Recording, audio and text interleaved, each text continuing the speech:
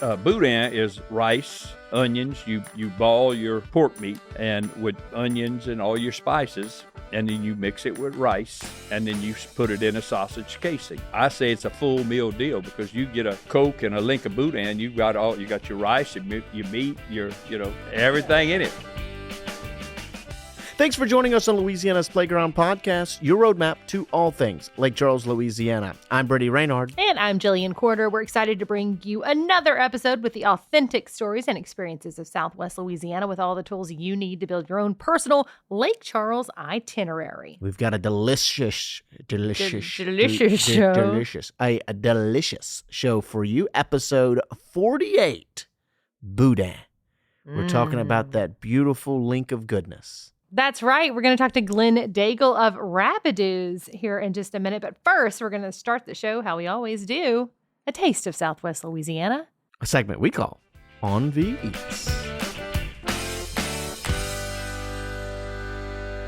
And we'll head to In-Laws Cajun Specialties to do so. It's a place that's really started to carve their own little part of the Boudin and Cajun Specialties market here in Southwest Louisiana. They started off in Iowa 7 years ago and still have that location, but just recently this year in April, they opened another edition in Moss Bluff. It's a counter service style restaurant and butchery. They have Cajun Specialties. As I said, they make their own a little bit of everything, whether it be sauces, there's different desserts, and beyond that, then there's like meats. They do their own butchery there too. So yeah, pretty much anything that you would consume in the Cajun realm of meats and goodies is going to be there. I love where the name came from for this restaurant, In-Laws, because they have so many different in-laws invested in the business. So it's just a family affair. Yeah, and it really is a family affair still to this day, very much so. And so, yeah, it is absolutely a great name. Obviously, then family owned and operated. And I think what's cool, too, is that there was no real restaurant experience amongst the family. Yeah. They just kind of saw a need, and it all started with Boudin. They saw a need for Boudin off the interstate in Iowa. Where all great things start. Absolutely. And so they then started their business from there. And look, they really pride themselves on for the food quality and their customer service and the consistency what they do. Self-proclaimed authentic Cajun recipes. They make everything in-house, from their meats to their sausage to all their products. And so it truly is, from scratch, a great place to grab a bite to eat. Mm-hmm. And first up on our menu was an appetizer is the Pepper Jack Boudin Ball. And man, was it good. We each sampled this. Yes, we did. Split a giant one in half. It was very good. If you were just eating it by itself, you go at least one for yourself. At least. We had a lot to eat here, so we split it, but typically you go one for yourself. But it's pretty big, too. It's not like your standard Boudin Ball. I feel like it's a jumbo. And look, a lot of different places do it differently. Some places inject the pepper jack cheese right dead in the center, kind of like, cream-filled donut affair. Yeah, exactly. And this one's not. They mix it much more with the rice and the Boudin filling all the way throughout. So it's a bit of a different experience, but it's still so moist, and the crust is just exceptional. Yeah, and I think a lot of people might like a Boudin Ball, but then hear cheese and feel like those things wouldn't mix somehow would not complement each other, but they do, especially pepper jack. It's really good. It's not overly spicy or anything like that, and that's coming from me, so it really says something because... Yeah, and as good as what the filling is, the crust, it's hard to say that that's the standout, but it really is. It's just perfect. As Catherine Shea, who joins us every week for It Takes Photos and whatnot of us, said, this is the perfect crust for a Boudin Ball. It is. It really is. And she eats a plenty of them. It's thin. It's not sometimes you can get them where they're all crust, basically. They're too thick on the outside, and you're not getting a ton of that great stuff in the middle. But this one you were. And also, it was so packed with flavor inside the Boudin Ball. Sometimes can get a little dry when you're deep frying it. That's bound to happen. But of course, with the cheese added in there, it stayed just extremely moist, very good all the way through. And then with so many different options, it was really hard to narrow it down. So we both instead just went with the lunch specials. Mm-hmm. You obviously did the jambalaya with corn and beans. I did. Jambalaya was really good. All your meat flavors in there. It just doesn't require a lot. It's so well seasoned. The meat itself is so well seasoned that you don't have to, I feel like, I don't know. I don't know the secret behind it all. I wasn't in the kitchen, but I feel like they don't have to do a lot to it when you're starting with meat, their product there, when you're starting with that's so well seasoned. It just made for overall a really great dish. And same thing with the boudin ball. The jambalaya was moist. It wasn't too dry. It wasn't quite like sticky jambalaya. Sometimes it's really kind of saucy, if you will. But this was like the perfect consistency for me. It just really good. And then corn and beans to top it off. The beans were a baked bean, which is my favorite of all the bean variety. Of all the beans. Of all the beans, baked beans are my favorite. And these were really, really good. Corn was well seasoned as well, buttery, just delicious. And it came with a roll. You can't pass up a roll. Never can pass Always a up good a time. roll. I, meanwhile, went with the sleeper hold meal. And I call it the sleeper hold meal because it'll put you to sleep. A huge pork steak, and I went with the jambalaya as a side, green beans, and then, of course, that roll. And the pork steak is huge. I cannot talk enough about this pork steak. Big, great flavor, so perfectly well seasoned. It's smoked, and the smoked rings are just gorgeous inside of the cut of meat, and it's so tender. I mean, you just keep cutting off pieces of it, and despite being how big of it, you eat it, and you're like, oh my God, I just ate this whole pork steak. Yeah. Man, so incredible. And the green beans, typically this is one of those side items that most people just kind of mail in, right? Like you might throw some people do potatoes or maybe a little bacon, some salt, pepper, Sure. and they just kind of mail it home. Not at In-Laws. Really flavorful. In fact, there's a little sweetness to it. They have a little sweet heat to it. They chop up some sausage in there as well. It's well seasoned. That's going to be a theme of this entire episode here, this entire On V Eats. Really, really good and different than most green beans you'll have. And then, of course, as you said, that jambalaya, it's very light colored, but still very meaty. It's moist. It's not sticky. So if you prefer a sticky jambalaya, it's not going to be that, but it's still very, very good. Yeah, it's not dry. And once again, well seasoned. Yes. And so that's the thing that keeps sticking out is that they're all seasoned very, very well and comes out to a very good meal by the end of it. But as you can tell, after eating a giant pork steak, a side of jambalaya, some boudin ball, green beans, and a roll, I went into a coma for a few hours. You had to. I did not eat dinner that night. You didn't eat dinner that night. That's the not eat dinner special again with this pork it's steak. Like 8 o'clock rolling around, and you're like, "Nah, I'm still good. I'm good." So, and they're also in a really great spot. So if you're traveling through Lake Charles, Southwest Louisiana, they're just north of Interstate 10 in Moss Bluff. So if you're heading up 171, maybe you're visiting Sam Houston State Park or one of the great places up there. This is a great place to stop off. And equally as convenient in Iowa, maybe Sure. even more so because it is just seconds off the interstate there Sure. in Iowa. And so two great locations, no matter where you kind of are in town, you're going to be able to get a stop at either of them. Now, before we get to our conversation with Glenn Daigle of Rabideaux on Boudin, I did want to mention that both Rabideaux and In-Laws are part of our Southwest Louisiana Boudin Trail. And you can get information about the Boudin Trail on our website. In fact, you can look at our entire pamphlet that has a ton of information. All you need to do is enter your zip code to access it. Yeah. They talk about different Boudin varieties in it, kind of dive in a little bit to some FAQs about Boudin that maybe we may not have even touched on here in the interview. It kind of talks about the basics, which we do, the meats that they use.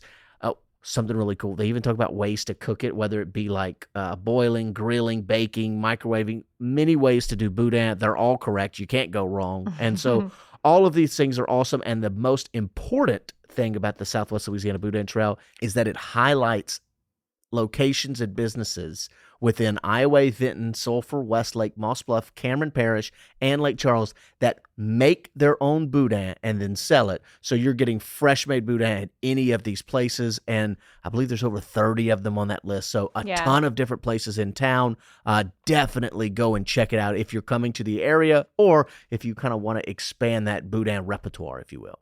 So be sure to check out the Boudin Guide over on our website. That's visitlakecharles.org. All you have to do is enter your zip code to access it and be able to unlock everything you need to know about Boudin here in Southwest Louisiana. From a great meal to a great guest, we welcome on Glenn Daigle, who is a veteran at this point now in the sausage making, crackling making, and Boudin making industry. 33 years in business, almost as long as I've been alive. His previous life, a licensed contractor that just happened to have a little serendipity to come in possession of the Rabideaux name, and now he joins us here on the show. Welcome to the show, Glenn. Thanks for having me. So Southwest Louisiana, known for big city amenities, small town charm, it makes for a variety of experiences that somebody can add to their itinerary when visiting Southwest Louisiana, from the types of food to outdoor adventures, all that great stuff that we draw in here in the lake area. So before we get started, we ask each guest a few questions, rapid fire questions, kind of get you warmed up and let our audience know how you play in Louisiana's playground. Are you ready? I'm ready. Okay, question number 1, crawfish or gumbo? I think I know the answer. Gumbo. Yes. Yes, sir. That's what I would have guessed from you. So why is that? Well, I love ball crawfish, Mhm. but gumbo is something that, it feeds our business. So I really love gumbo though. And then, so we always follow up, and once again, this is going to be an easy one for you. Is there a gumbo season? Not really. We eat gumbo year round. We make gumbo in little containers. Mm-hmm. We won't make a big pot in the summertime, but a lot of times we'll just get a little cup of it. It's in the quart cups, and we heat it and we'll eat it. Yeah. But we eat it year round. Just put the air conditioner down. That's like home. Yeah, that's home in a cup right That's it. there. Yeah. Our house is freezing, so it's really gumbo Just turn weather. the AC You don't even know the down. difference. Cook your gumbo. All right. Our second question, poolside or beachside? Poolside. Poolside. Why's that? Well, we do a lot of grilling. I'm really not a sand person. I don't like sand. You and Brady are the same. No, sir. So question number 3, concert or comedy show? Comedy show. Okay. I love comedy. Okay, you and Brady. Those very rare to be aligned, and you've aligned on all 3 of mine. Who are some of your favorite acts that you've seen? Well, we go to Branson every once in a while, and we just go sit and watch all these shows. And not necessarily anybody. It's just I love to laugh. I like having a good time. I like to laugh. There's an escape there. That's it. Yeah. For sure. That's it. Well, look, let's start on our conversation. And, I'm so interested in that background, carpenter turned sausage maker. What is and I think it's important to notice, is Rabideaux. It's easy to think Rabideaux. I had always thought that. I have apparently been saying the name wrong. Agreed. For the same length of time you've been in the business. I'm 33 years old, and I've been saying Rabideaux my entire life. Oakdale girl. So she grew up just down the road. I apologize, but let's correct our audience here. Well, it was spelled, when I bought the business, it was spelled Rabideaux, Robideaux. Well, we changed the O to A because people would come in there and they'd say, well, to settle an argument, they'd say, how do you say it? I said, I don't care what you call it, just so you come buy my stuff. Just so you buy it's it. Rabideaux. We incorporated the business and changed the O to an A, and it's called Rabideaux now. Rabideaux. So there you go, everyone. It's Rabideaux. What's the story of the business? How did you become contractor to sausage maker? I was just a customer of his, buying stuff. I've eaten everybody's Boudin, and I still try anybody's Boudin. I love Boudin, period. And so I would pick up stuff and just kept asking him. One day I asked him, I said, what you going to do when you retire? He said, well, my kids don't want the business. I'm going to sell it. So I said, well, hey, maybe I'll be interested in it when you're ready to sell it. So he had a heart attack and closed the business, and then contacted me and, decided to sell it to me and trained me on how to do it. Now, I grew up in the country. We milked cows, we farmed, and we also raised pigs, and we butchered pigs. And we did everything the old way, but as far as, know how to make sausage, I really didn't know. So he trained me. You had a background to get to understand a lot of the concepts, but you just needed that final little push. Yeah, and I have never been scared. Anybody that knows me knows that I'm a workaholic, and I'm a perfectionist. So anything I do's got to be right. Everything's got to be neat, and I tell people all the time. When people eat with their eyes first, if it don't look good, then I go eat it. Then they smell it. If it don't smell good, then I go eat it. So first of all, it's got to look good. It's got to smell good. Then it has to taste good. Food is that unique thing, that unique art form, if you will, that does engage all of your senses. That's right. All at once. So it's got to be perfect all the way around. We're talking about Boudin. So like what makes that so unique to Southwest Louisiana in general, our culture, our cuisine? What is it about that? Well, we grew up, you didn't waste anything. Mm-hmm. And pork, you think of rice dressing. Well, rice dressing is more beef. Now, our rice dressing mix is half beef, half pork, and we have chicken. Mm-hmm. But we put no liver in any of our products. We don't have beef hearts, none of that. We use just fresh meat in our Boudin. It's much more upscale than what it used to be. Oh, yes, definitely. Yeah. You know, I went from one little hand crank stuffer and one water stuffer when I bought it. And then as we grew, at one time, I had 8 water stuffers. And then now I have a... Pause. What is a water stuffer? A water stuffer is, it works on water pressure. It's like a big cylinder with a piston. And you let the water out of it, and the piston goes down. And then once you fill it full of meat, and they were like 100-pound water stuffers, so you fill it full of meat, and then put your lid on, and then turn the water on. The water pressure pushed it up and out the stuffing horn. Into the casing. Okay, cool.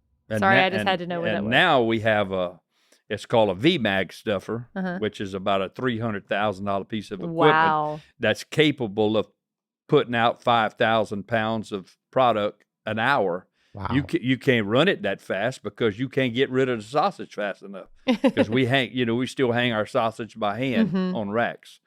And you need something though that can make that amount of product because it is so popular. That's right. We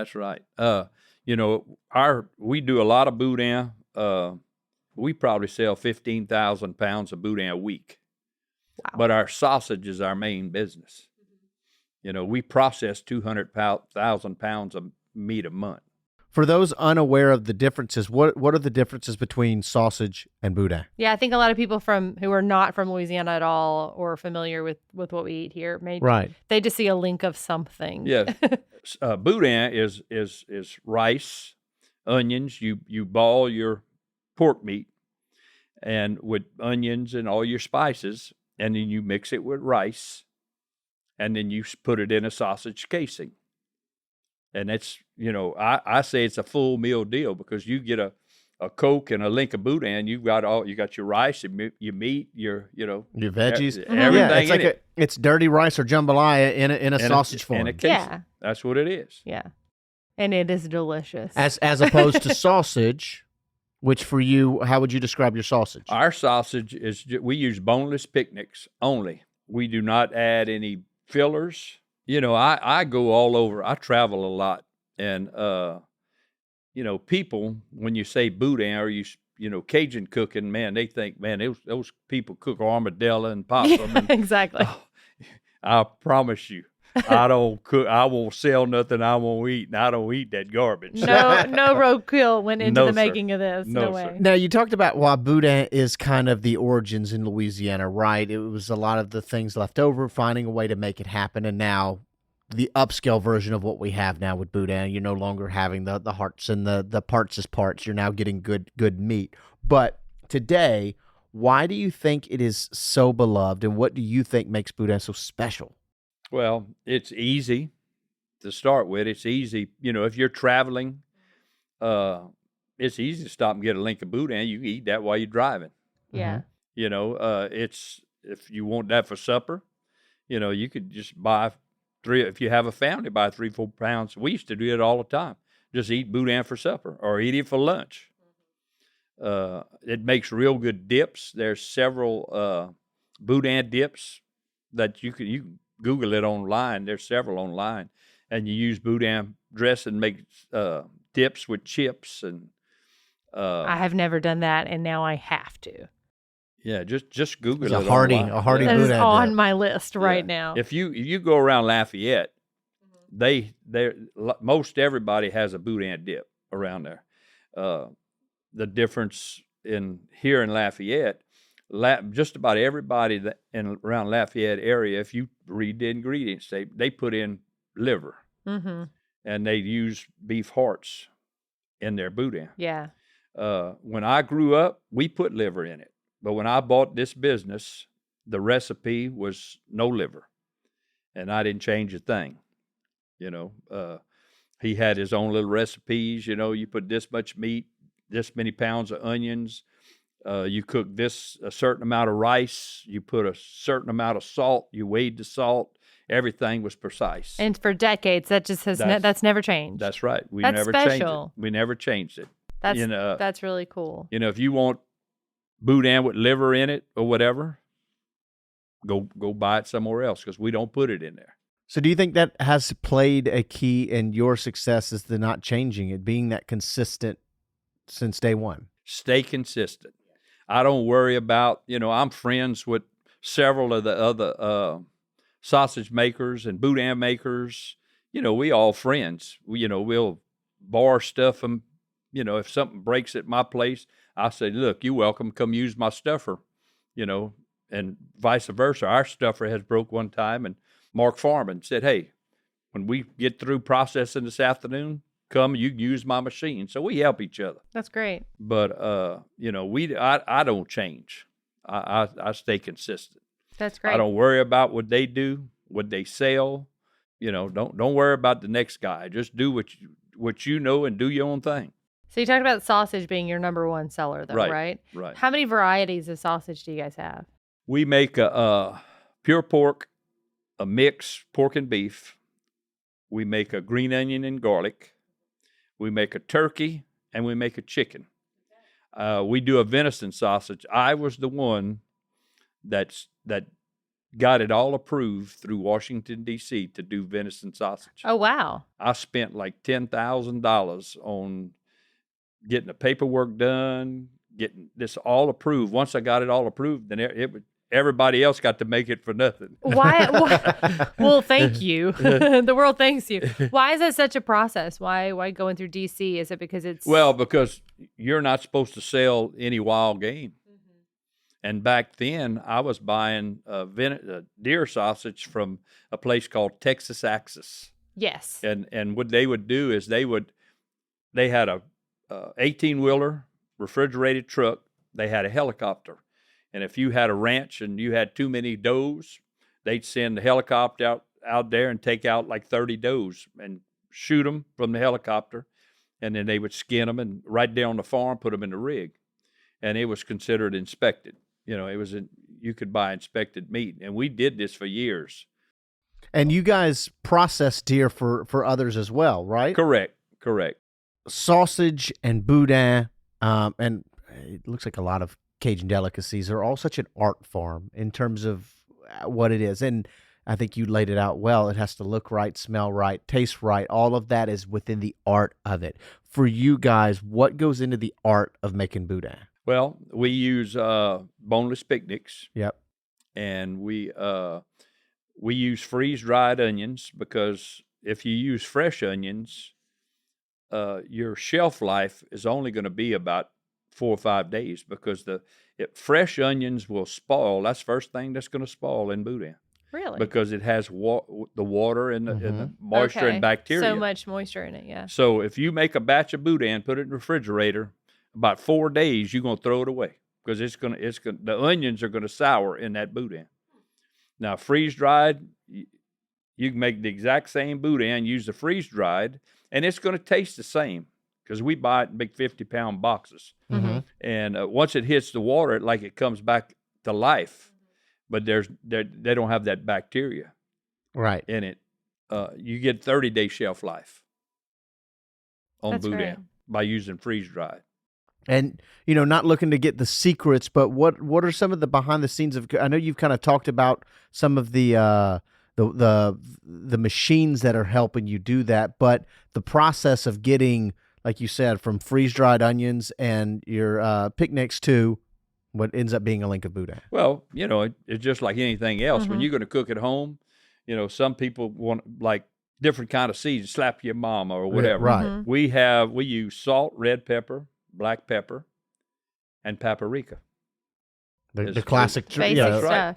Yeah. And everything is measured. We do our batches of boudin, 300 pounds. We cook a certain amount of rice. We put a certain amount of water in the pot. We cook it. We time it. Mm-hmm. We'll cook it for let it ball. Once it starts balling, we'll let it ball for an hour. And then you stuff it. And then you use every bit of the water, every bit of the juice goes in that batch of Boudin to where nothing is wasted. Right. So many pounds of onions. But basically, what we use is boneless picnics. We use it to make our sausage. We also put it in our Boudin. I think what I'm hearing is, it's always a classic phrase of you don't want to know how the sausage is made. And I think you always hear that, but it sounds like with what ingredients you're using and what you're using to make it happen, I think people would be thrilled to see how it's made and hear the behind the scenes. The curtain's not as scary as it used to be. It's not. That's right. It's That's not. right. Sausage, we use boneless picnics. We use just regular salt, red pepper, black pepper as our seasoning. You have to put curing salt in it because if you don't, it'll spoil in the smokehouse. Mm-hmm. So you put curing salt, and that's pretty much a controlled substance. You have to weigh this. It's you put too much and make somebody sick. But and then we use real smoke. We do not use artificial smoke. Our smoke houses are center block. Fire boxes is on the outside. We have a local guy that cuts our wood. We burn 4 cords of wood a week. What kind of wood? Is it something special? Oak. Okay. We use strictly oak. Some people say, well, you need to use pecan. You need to use this. Sure. Everybody's got their own. And it's like I told one guy one time, he came, he said, man, if you would change your recipe and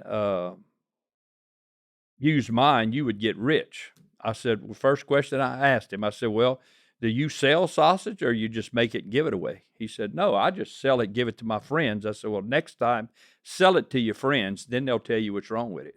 As long as it's free, it's good. They'll say, thank you. Thank you. It's going to be good. But the first time they have to pay for it, they will tell you what's wrong with it. Well, speaking of paying for it, I mean, how big of an industry is this? I mean, it's huge, right? Right. I have a little over 50 employees. We service really all Southwest Louisiana. We in all the major stores except Walmart. We in Sam's Club, but we don't do Walmart. But all the News and the Krogers and around Lafayette, there's News stores and all the Rouse's Food Mart. Yeah. Rouse's is probably one of our largest customers. Sure. I also have Scariano Brothers who we get our meat from. They pick it up. They distribute it around the New Orleans area. So our Boudin ball sausage is on Bourbon Street in New Orleans. And that's another thing. Yeah, you're not just selling it in stores, but a ton of local restaurants in this area are using your product in their meals, right? That's right. That's right. Like Pat's of Henderson. Well, really, just about all the local restaurants use our. There's a lot of people make sausage, but you have to be under inspection to resell. Okay. You can't buy, if they're not an inspected facility, then you're not supposed to buy it and resell it. And by cooking it, you're reselling it. Right.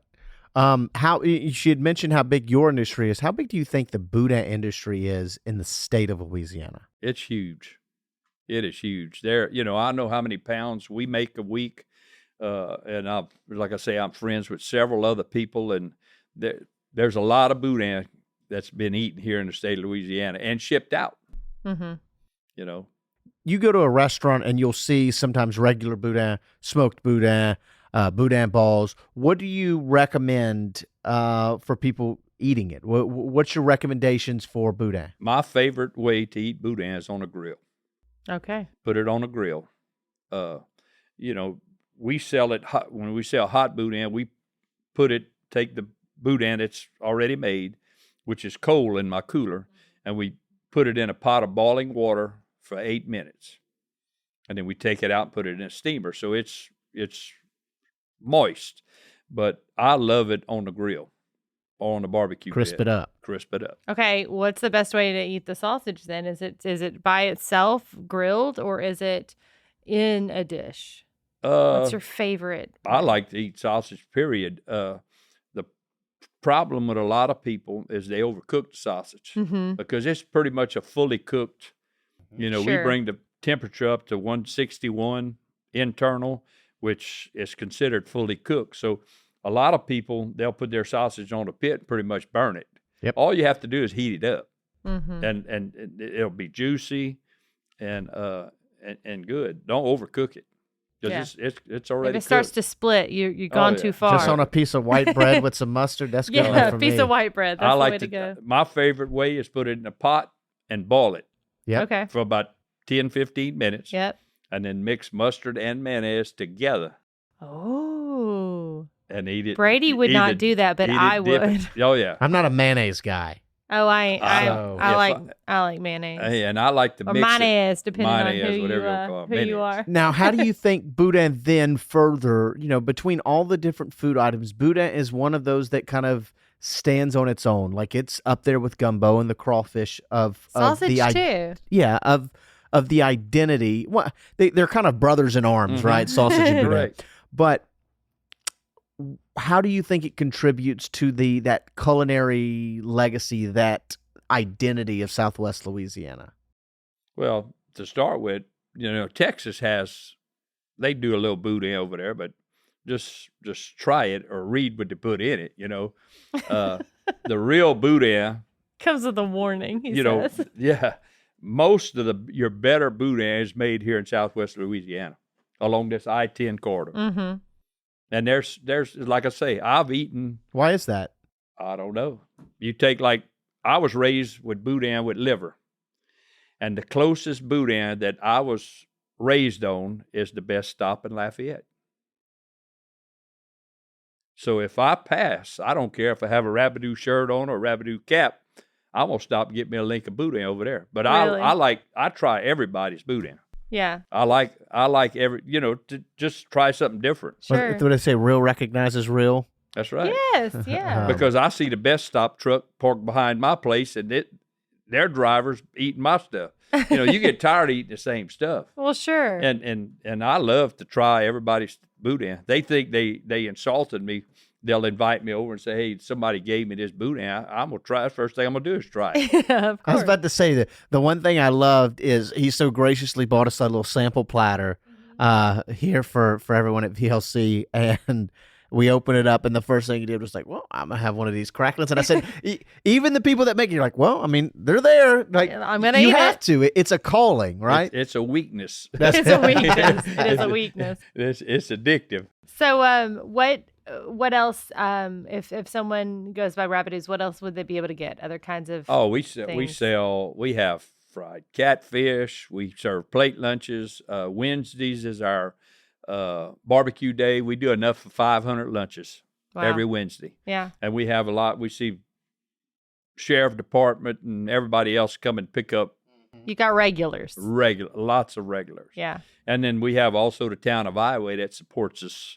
We cook today. They had catfish coubillon, and we always do two lunches. But I know today was catfish coubillon, and because crawfish étouffée, I hadn't had it in a while, so I was hoping that. And I leave it up to my cook. My cook that does our lunches is 80 years old. Oh wow! My butcher, the man that cuts all the meat that we sell, he's 80 years old. And a lot of experience. And like my old cook, I tell her she's a little short thing. We call her. Her name is Miss Maxie. I said, "You gonna retire?" She said, "I'm gonna quit when you quit." Okay. Or when I can't open my eyes in the morning. Oh. She said, well, every night when I go to bed, I ask God to wake me up in the morning.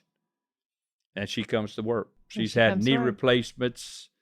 But she's still going. Raised all her kids, her grandkids, her great-grandkids. How she does it, I don't know. But she's to work, never misses. Wow. So you can find Miss Maxie over in Iowa, and kind of an unassuming place, right? That's right. You talk to Miss Maxie, you're going to have to look. Don't look up. She's a little short thing. So anyway, everybody loves Miss Maxie. Thanks again to Glenn for joining us here on the show, and thank you for taking time out of your day to join us on this here podcast. If you enjoyed the show, please follow our podcast. Leave us a rating or a review. We really, really do appreciate it. This always helps us grow our audience and further share the unique experiences that Lake Charles and Southwest Louisiana have to offer. Go to visitlakecharles.org/podcast for more episodes, advice on where to eat, and events happening this weekend. I'm Jillian Corder. And I'm Brady Raynard. Thanks again for coming to play at Louisiana's Playground. See you.